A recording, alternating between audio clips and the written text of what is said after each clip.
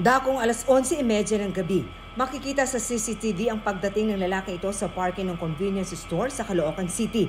Agad pumasok sa loob ng tindahan ng lalaki at nanutok ng baril sa kahera. Mabilis itong tumakas matapos tangayin ang kita ng tindahan. Makalipas ang mahigit isang oras, isang convenience store naman sa Quezon City ang pinasok ng lalaki.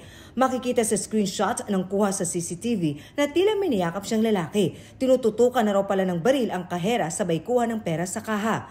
Mahigit isang oras lang ulit ang pagitan.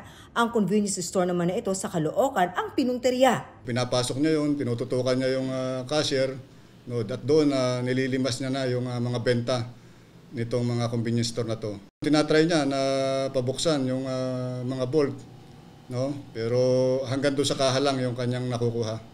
Nangyari ang lahat ng ito noong Biyernes ng gabi hanggang Sabado ng madaling araw. Magkakaibang lugar at halos mahigit isang oras lang ang pagitan ng mga holdapan, pero parehas ang suot niya. Nakilala at natunto ng mga otoridad ang lalaki na tirador umano ng convenience stores. Naaresto siya sa Baclaran.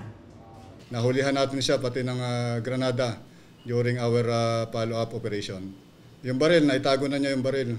Hindi na natin na-recover yung baril. Ayon sa Caloocan Police, miyembro ng grupong sangkot sa robbery, hold-up at carnapping ang suspect. Sa katunayan, nakulong na nga raw ito noong nakarang taon dahil din sa pagnanakaw. Pero sa labas lang po ako, pinagbantay lang po ako sa labas na, nasa motor lang po ako.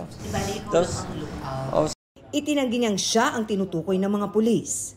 May mga CCTV video na kuhanan ka? opo, pero hindi naman po ako yun eh.